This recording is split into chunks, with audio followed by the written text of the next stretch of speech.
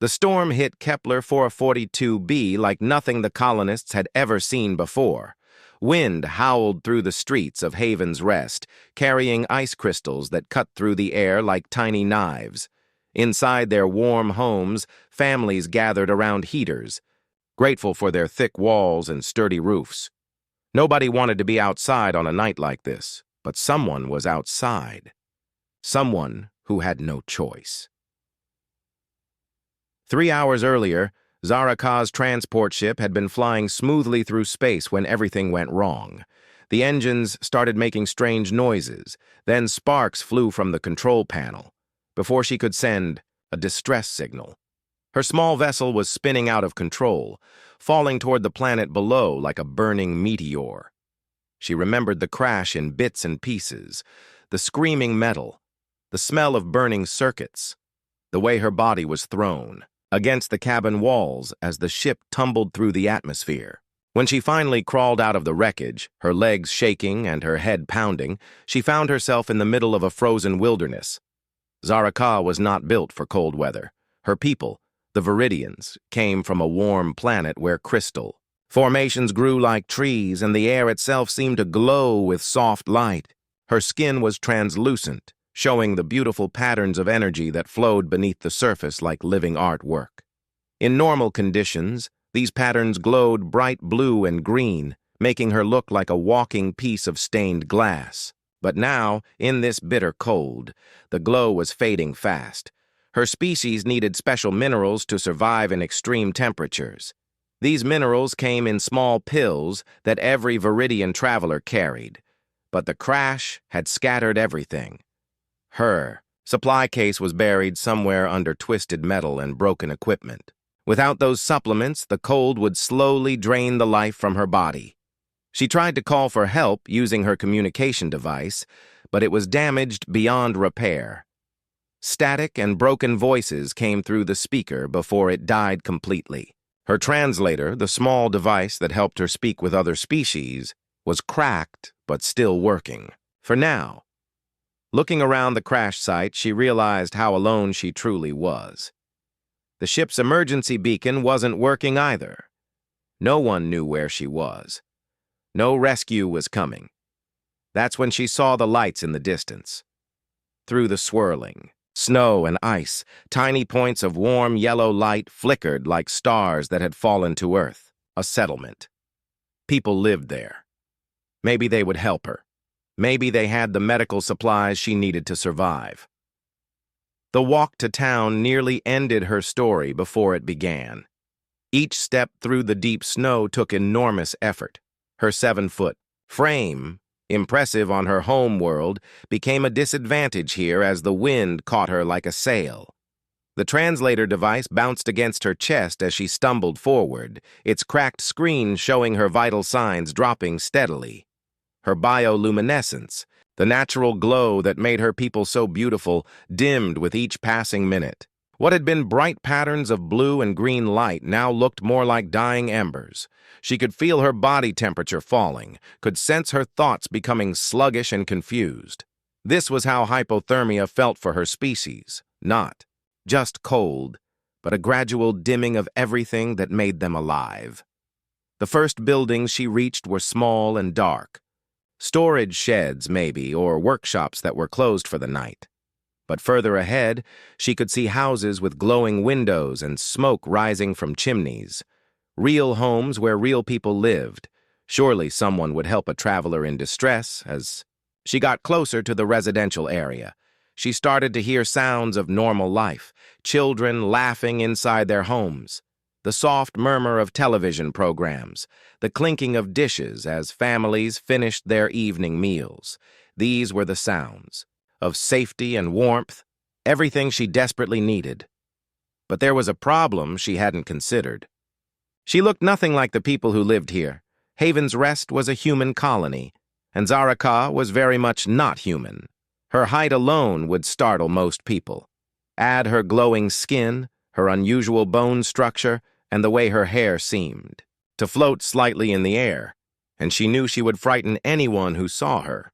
Still, what choice did she have? The storm was getting worse, and her body was shutting down. If she didn't find shelter soon, she would collapse in the snow and never get up again. She practiced what she would say, hoping her translator would work long enough to explain her situation. The device was making worrying, crackling sounds, and the screen flickered on and off randomly. But maybe, if she spoke slowly and clearly, she could make the humans understand that she was just a traveler who needed help. The wind pushed her forward as she approached the first house with lights on. It was a modest home with a red door and flower boxes in the windows, though the flowers had long since been brought inside for winter. Warm light spilled out onto the snow, and she could hear voices inside. Taking a deep breath of the freezing air that burned her lungs, Zaraka raised her hand and knocked on the door. The sound seemed too loud in the storm, but she heard footsteps approaching from inside. This was it, her first chance at survival. She touched the translator device, praying it would work, and waited for someone to answer. The bioluminescence in her skin pulsed weakly, like a heart struggling to keep beating. Behind that door were people who could save her life. She just had to convince them to open it. The first door opened just a crack, and Zaraka felt a brief moment of hope. A woman's eye appeared in the gap, looking out cautiously. But the moment that eye saw her tall, glowing figure standing in the snow, everything changed. A scream pierced the night air. The door slammed shut so hard it shook the frame. She heard multiple locks clicking into place, followed by hushed, frightened voices inside. Someone was calling the local security force. Zaraka's translator crackled to life just long enough for her to hear fragments of conversation through the door. Not human. Dangerous. Protect the children. The words hit her harder than the cold wind. She hadn't even had a chance to explain herself. Her bioluminescence flickered weakly as she moved to the next house. Maybe the first family was just caught off guard. Maybe the next door would bring understanding instead of fear. The second house had warm light streaming from every window. Through the glass, she could see a family enjoying their evening together. The father was reading to two small children while their mother cleaned up after dinner. It looked so peaceful, so normal.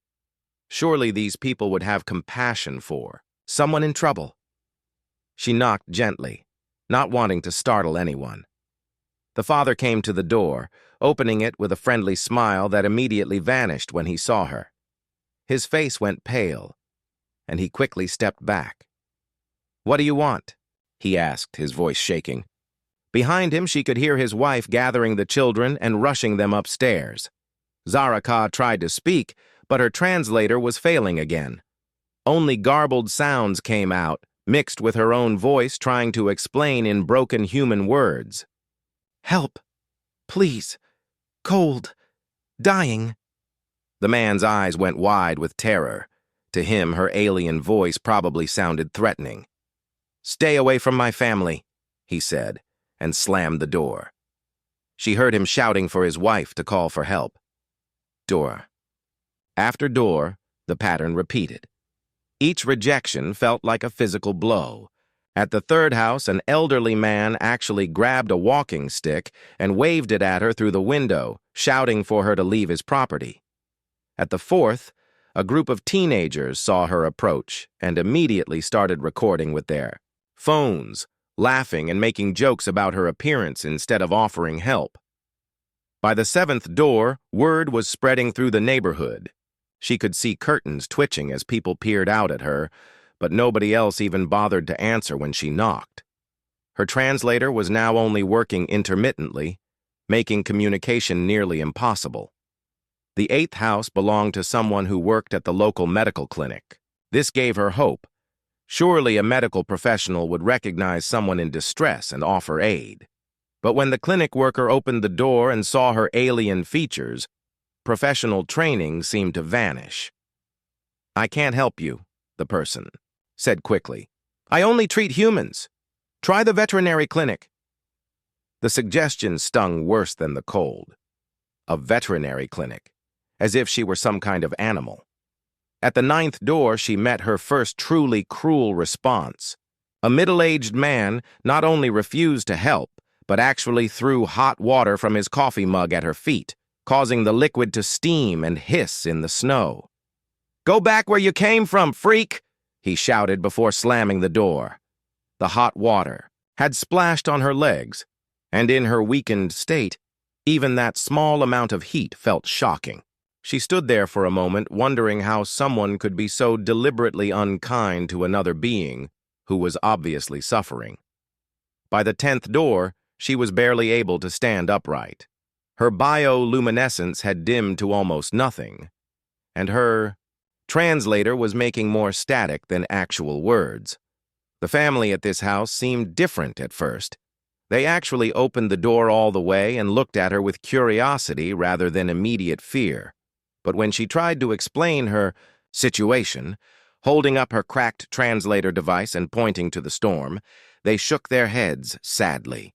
"We're sorry," the woman said, "but our insurance doesn't cover incidents involving non-residents. If something happened to you here, we could lose everything. Insurance, paperwork, legal concerns. These were the things that mattered more than a life in danger." At the 11th door, she encountered someone who claimed to be a leader in the community's humanitarian organization. This person actually listened to her broken explanation for several minutes, nodding sympathetically. Hope began to grow in Zaraka's chest. Finally, someone who understood. But then the person shook their head. "I'm sorry, but we only provide aid to registered refugees. You'll need to go through the proper channels, fill out the forms, get approval from the colonial administration. The process usually takes about 6 weeks." 6 weeks. She would be dead in 6 hours. The 12th through 15th doors brought more of the same: fear, suspicion, bureaucratic excuses, or simple indifference. One person actually argued that helping her might be illegal since she wasn't on any official visitor registry. Another suggested she try the research station outside of town, as if she were a scientific specimen rather than a person. At the 16th door, she met the local constable, the one person she thought would be trained to help people in emergency situations. But even this authority figure looked at her with suspicion and asked for identification papers she didn't have. When she couldn't produce proper documentation, he told her she was technically trespassing and should leave the colony immediately. The 17th door nearly broke her spirit completely. An elderly woman answered, and for a moment, Zaraka saw something like kindness in her eyes. The woman actually invited her to step closer, out of the wind.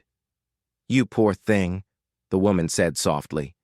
"You look terrible, but I'm afraid I can't let you inside. My grandson is visiting, and he's terrified of anything different. It would traumatize him to see you. I'm sure you understand." She almost did understand. Almost accepted that her strange appearance was reason enough to let her die in the cold.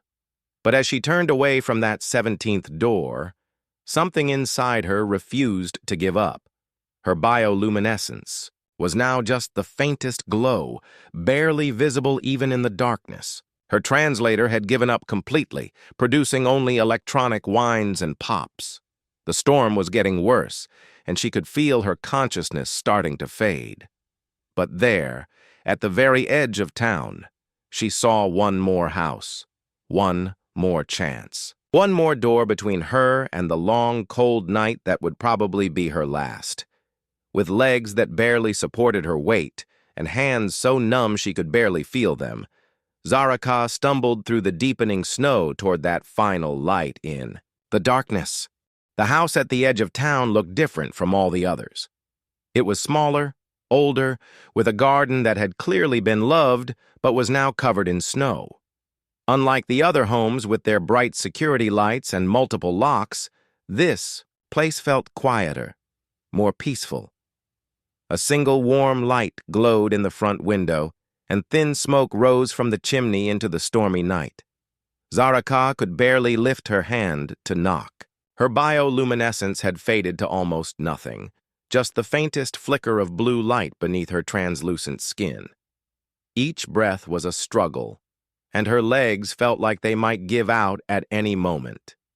This was it. Her last chance before her body would simply shut down from the cold. She raised her trembling hand and tapped weakly on the wooden door. The sound was so soft she worried nobody would hear it over the howling wind. But after a few moments, she heard footsteps inside. Slow, careful footsteps, not rushed or frightened like at the other houses. The door opened, and an older human man stood there. He had gray hair and kind eyes behind wire-rimmed glasses. He was wearing a thick sweater and holding a cup of tea, clearly settling in for a quiet evening at home. When he saw her, his expression didn't change to fear or disgust like all the others. Instead, he tilted his head slightly, studying her with what looked like curiosity.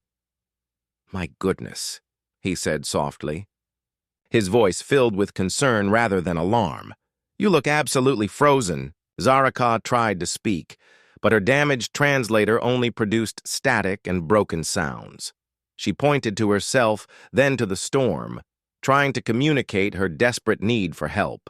Her movements were clumsy and weak, but she did her best to show that she meant no harm. The man stepped closer, ignoring the wind and snow blowing into his house. He looked at her carefully, taking in her unusual height, her fading bioluminescence, and the way she was swaying on her feet. But where others had seen a monster or a threat, he seemed to see something else entirely.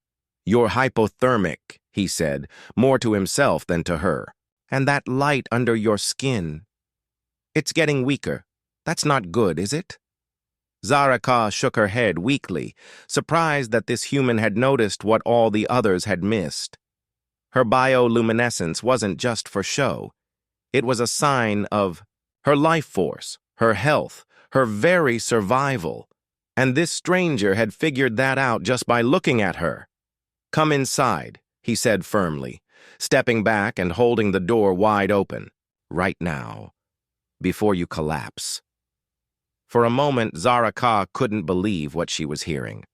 After 17 rejections, 17 doors slammed in her face, this human was actually inviting her in. She looked at him uncertainly, wondering if she had misunderstood. "Go on," he encouraged, gesturing toward his living room. "Don't worry about the snow on your feet. Carpet can be cleaned. You can't be replaced." Those words hit her harder than anything else that had happened that night. You can't be replaced. This stranger valued her life, saw her as a person worth saving, even though he had no idea who or what she was. She stumbled inside, and the warmth of the house immediately began to help. The older man closed the door behind her and quickly moved to turn up the heat. He guided her to a chair near the fireplace, where flames were dancing cheerfully in the hearth. "Sit here," he said gently. "Let me get you some blankets." As he hurried away, Zaraka looked around the room. The walls were covered with books, more books than she had ever seen in one place. There were also strange charts and pictures she didn't recognize, drawings of creatures and plants from different worlds. Scientific equipment sat on shelves next to comfortable furniture. This wasn't the home of an ordinary colonist. The man returned with an armful of thick blankets, which he wrapped carefully around her shivering form. The warmth felt incredible, like life itself flowing back into her body. Her bioluminescence began to brighten ever so slightly. "That's better," he said, settling into a chair across from her. "Now, let me see what I can do about communication." He disappeared again, and came back with a small device that looked similar to her broken translator. "This is an old universal communicator," he explained, adjusting some settings. "It might work better than whatever you've got there." He handed her the device, and when she spoke into it, miracle of miracles, it actually worked. Her first clear words in hours came through the speaker. "Thank you. You saved my life." The man smiled, a genuine expression of warmth. "Don't thank me yet. We need to figure out what you need to stay healthy. I'm guessing you're not from around. Here." Through the working translator, Zaraka was finally able to explain her situation. She told him about the crash, about her failing bioluminescence, about the 17 doors that had turned her away. She explained about the mineral supplements. Her people needed to survive in cold climates. The man listened carefully to every word. "I see," he said when she finished. "You're Viridian, aren't you? From the crystal worlds near the Andromeda sector?" Zaraka's eyes widened in amazement. "You know my people?" "I've studied them," he said simply. "Well, studied about them. I'm a xenobiologist, someone who learns about life forms from other planets. I spent most of my career researching how different species adapt to various environments.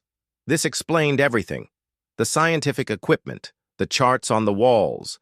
His calm reaction to her appearance. He wasn't just being kind. He actually understood what she was and what she needed to survive. "The mineral supplements," he continued. "They help regulate your body temperature and maintain your bioluminescence, correct?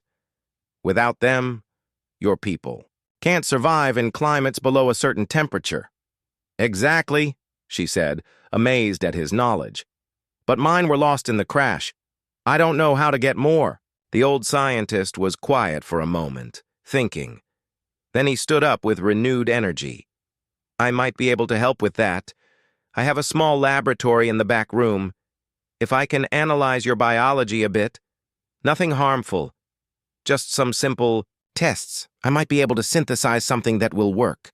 Hope filled Zaraka's chest for the first time since the crash. Not only had this human opened his door to her, he actually had the knowledge and equipment to save her life. "Why?"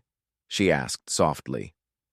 "Why are you helping me when everyone else turned me away?" The man paused, considering his answer. "Because that's what we do," he said finally. "Or what we should do anyway. When someone needs help, we help them. It doesn't matter what they look like or where they come from. Life is precious, no matter what form it takes." As he began gathering his scientific equipment, Zaraka felt her bioluminescence growing brighter. Not just from the warmth of the house, but from something else entirely. For the first time since arriving on this planet, she felt truly safe. Over the next 3 days, the old scientist's house became a place of wonder and discovery. Zaraka's bioluminescence grew brighter each day as her body absorbed the mineral supplements he had carefully created in his small laboratory. What started as a desperate rescue had turned into something neither of them had expected: a genuine friendship between two very different beings. The scientist worked tirelessly to understand her needs.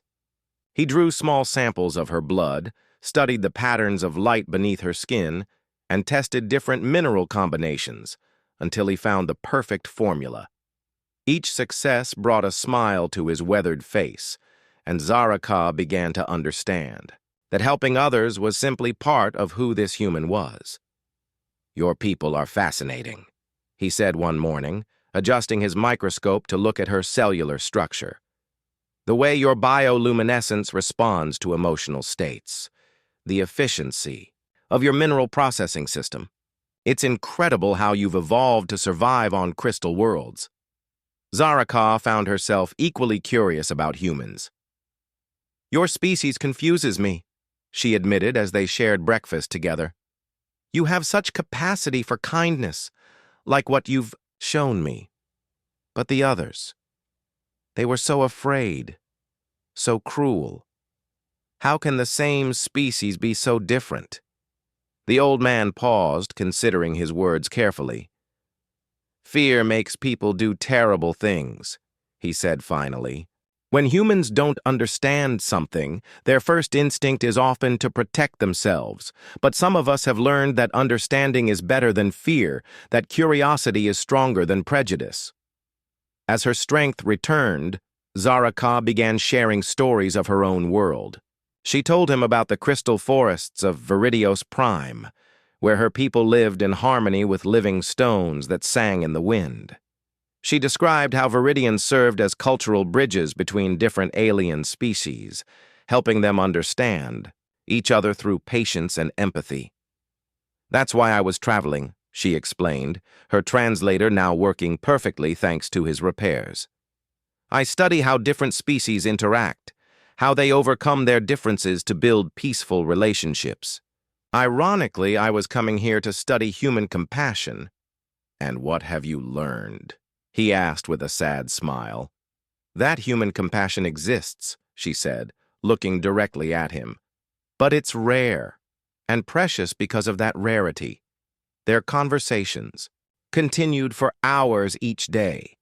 He showed her his life's work, detailed studies of dozens of alien species, notes on their biology, their cultures, their needs. She was amazed by his dedication to understanding life in all its forms. You know, more about my people than most Viridians do, she marveled, reading through his research notes. How did you learn all this? Books, mostly, he said with a chuckle. Scientific journals, cultural reports, anything I could get my hands on. I never thought I'd actually meet someone from any of these worlds. This is the opportunity of a lifetime. For me. But their peaceful time together couldn't last forever. By the fourth day, word had spread through the small colony that the old scientist was harboring an alien in his home. The reactions were predictably mixed, and mostly negative. A group of concerned neighbors gathered outside his house one morning, demanding to know what was going on. Zaraka watched from the window as they shouted questions and accusations at her host. "Why didn't you call the authorities?" one person yelled. "What if it's dangerous?" called another. "You're putting the whole colony at risk." The old scientist stepped outside to face them, his calm demeanor unchanged. "She's not dangerous," he said firmly. "She's a cultural anthropologist who was injured in a crash. She needed medical help, so I provided it." "But it's not human," someone protested. "So?" he replied simply. "Since when does being human give someone more right to live than being something else?" The crowd grew more agitated. Some people demanded that Zaraka be turned over to colonial security. Others suggested she should be studied in a laboratory like a specimen. A few even made threats about what they would do if the scientist didn't comply with their demands. Through it all, the old man stood his ground. "This is my home," he said quietly but firmly. "She is my guest, and anyone who wants to harm her will have to go through me first." That evening, after the crowd had finally dispersed, Zaraka found her host sitting quietly in his study, looking older and more tired than she had seen him before. "I'm sorry," she said softly. "I've brought trouble to your life. Maybe I should leave." He looked up at her with surprise. "Leave? Why would you leave? Your own people hate you for helping me. They see you as a traitor to your species." The old scientist was quiet for a long moment.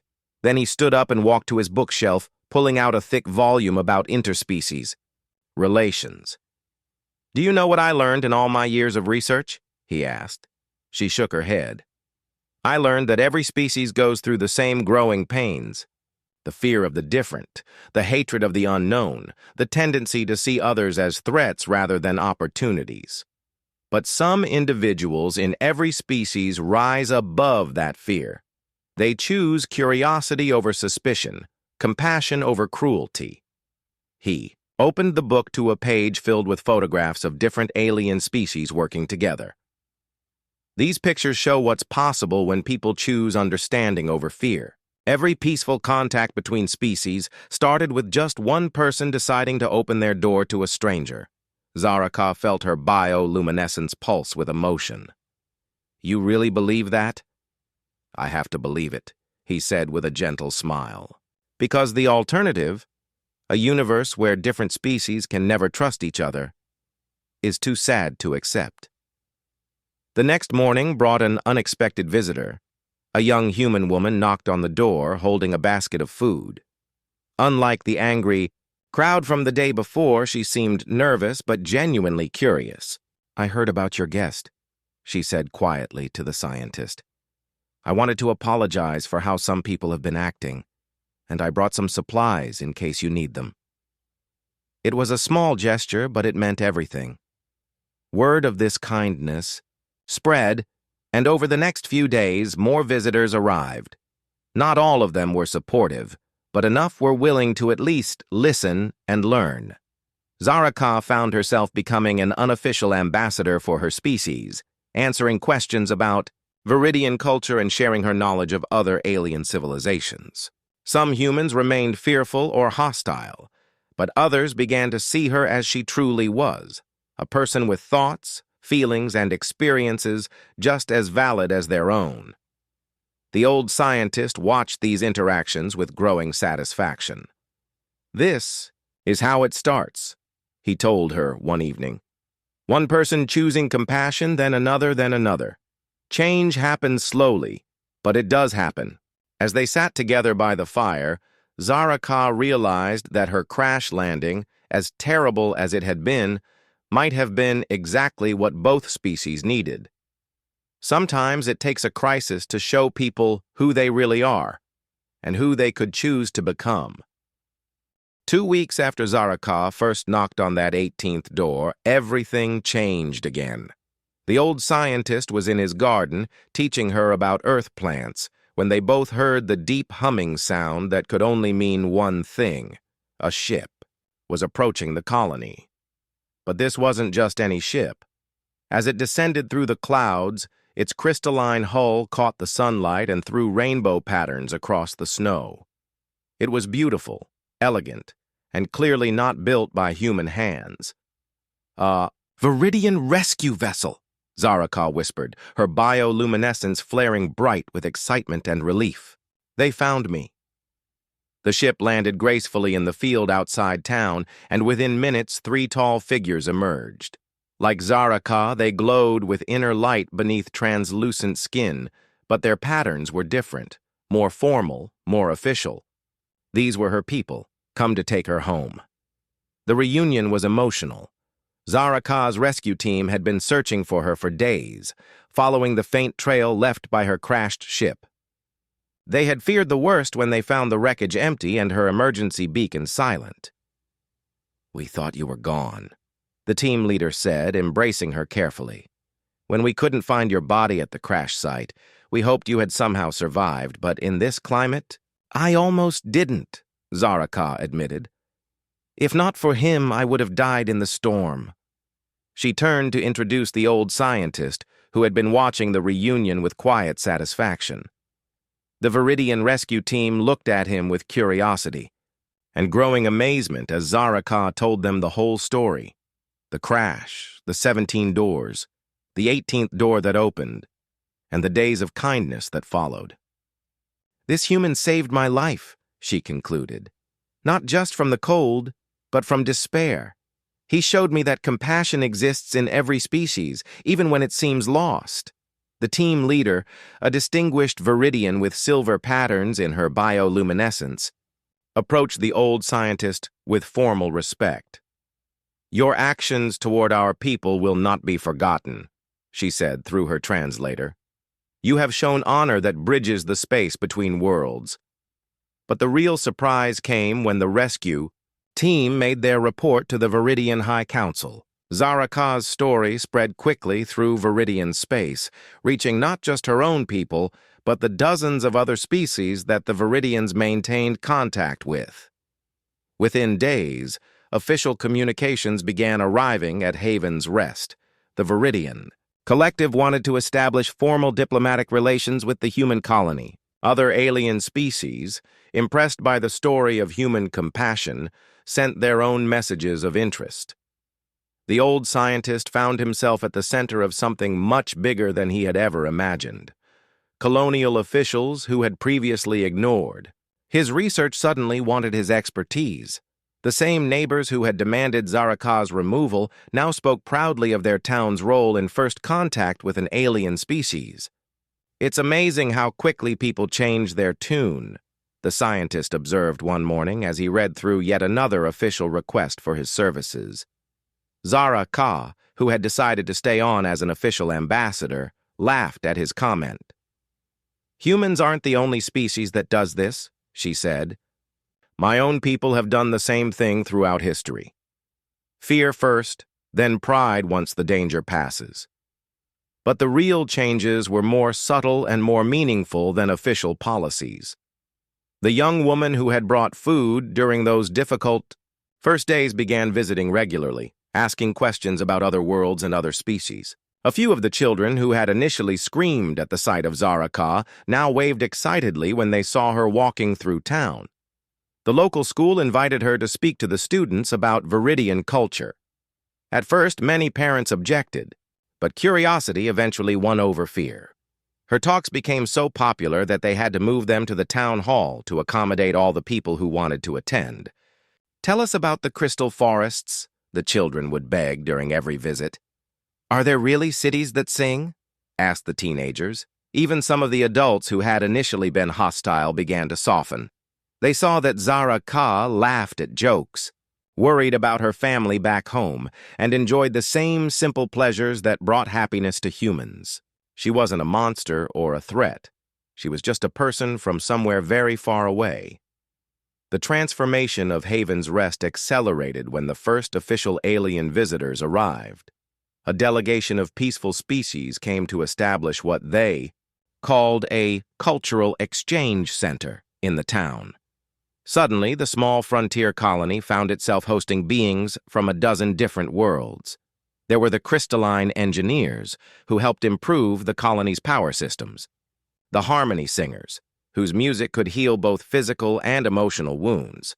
The star gardeners, who taught the colonists how to grow food more efficiently in harsh climates. Each new species brought their own gifts and knowledge, but they all came for the same reason.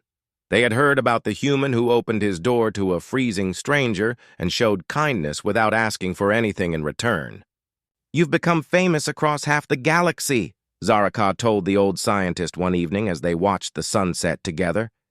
"Do you know what they're calling you?" He shook his head with amusement. "The door opener, the one who chose compassion over fear." The scientist chuckled. "I just did what anyone should do. What anyone would do, I hope." "That's not true, and you know it," Zaraka said gently. 17 other people had the same choice, and they chose fear. You chose differently. As the months passed, Haven's Rest grew from a small frontier town into something unprecedented, a truly integrated community where multiple species lived and worked together. The old scientist became the unofficial mediator when conflicts arose, helping different species understand each other's perspectives and find common ground. But perhaps the most important change was in the way humans thought about themselves and their place in the universe. The story of the 18th door became a symbol throughout human space, reminding people that their actions toward others, especially strangers in need, defined who they were as a species. Children grew up learning that the greatest strength humans possessed wasn't their technology or their weapons, but their capacity for kindness toward beings unlike themselves. Schools taught courses in xenobiology and intercultural understanding. The phrase, "What would you do at the 18th door?" became a common way of asking someone to examine their own compassion. Years later, when historians wrote about humanity's first steps toward becoming a truly interstellar civilization, they always mentioned the same moment. The night when one old scientist opened his door to a dying alien and changed the course of galactic history. And in quiet moments, when he thought no one was watching, that same old scientist would sometimes stand at his door and look out at the thriving, diverse community that had grown around his simple act of kindness. He would smile, remembering that cold night when a stranger knocked and he chose to let her in. The universe, he had learned, was full of strangers waiting for someone to open the door. All it took was one person willing to choose compassion over fear, understanding over prejudice, hope over despair. After all, every door was really the 18th door. It just depended on who was brave enough to open it.